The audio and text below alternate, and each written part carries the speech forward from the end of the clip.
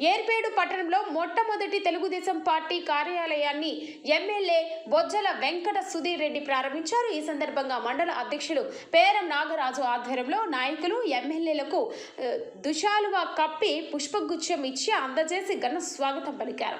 MLA ribbon cut చేసి కార్యాలయాన్ని ప్రారంభించారు. ఈ సందర్భంగా ఎమ్మెల్యే మాట్లాడుతూ మండలంలోని ప్రజల సమస్యలను వేగంగా పరిష్కరించేందుకు ఈ కార్యాలయమును ఉపయోగపడుతుందని అన్నారు. ప్రజలు నేరుగా ఈ కార్యాలయానికి వచ్చి తమ సమస్యలను అర్జీ రూపంలో అందిస్తే ఆ అర్జీలను సంబంధిత శాఖలకు పంపించి తక్షణమే పరిష్కరించడానికి చర్యలు తీసుకుంటామని అన్నారు.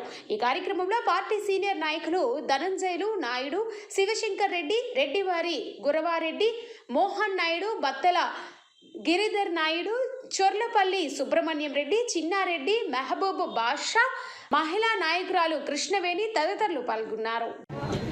అయితే ఆ తర్వాత ఇది చూస్తే మోస్ట్ ఇంపార్టెంట్ హౌస్ లీడ్స్ చెప్పారు. ఆ తర్వాత మోస్ట్ ఇంపార్టెంట్ ఇక్కడ చూస్తే ఇక్కడ ఎంతో మంది మీద కేసులు ఉన్నాయి. ఇంకా ఏవైతే మేజర్ కేసెస్ ఉన్నాయో అవన్నీ కూడా మోస్ట్ ఆఫ్ ఇట్ అన్ని కూడా కాంప్రమైజ్ చేసుకున్నాం, లేకుంటే పిలిపించి వాపస్ తీసుకున్నాం, అన్ని చేసాం. కానీ కొన్ని దగ్గర లో క్యాడర్ లో కేసులు ఇంకా ఉన్నాయి. దయచేసి మిమ్మల్ని అందరూ రిక్వెస్ట్ చేసేదంటే మీ గ్రామాల్లో ఎక్కడైతే ఆ కేసులు తీసుకున్నాయో దయచేసి మండల్ పార్టీ ప్రెసిడెంట్ గారి దృష్టిలో నా దృష్టిలో తీసుకొస్తే తప్పకుండా అవన్నీ కూడా ఇమ్మీడియట్ గా పార్టీ ఆఫీస్ తీసుకుపోయి అక్కడ ఇమ్మీడియట్ గా చేసి అవన్నీ కూడా తీసుకొని చేస్తామని చెప్పి మీకు తెలియజేసుకుంటూ, అలానే ఇంకొక మాట చెప్పి ముగిస్తాం.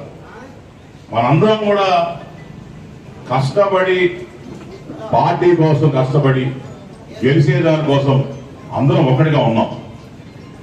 ఇది ఏమవుతుందంటే గెలిచిన తర్వాత కొద్దిగా గ్రూప్స్ ఫామ్ అవుతున్నారు, లేదా వీళ్ళంటే వాళ్ళు పట్టాలన్నా వాళ్ళంటే వీళ్ళు పట్టాలి. దయచేసి మిమ్మల్ని అందరినీ కోరేది ఒకటి, మనందరం కలిసి కుటుంబ సభ్యుల్లాగా ఉంటే ఈజీగా పనులు అవుతాయి.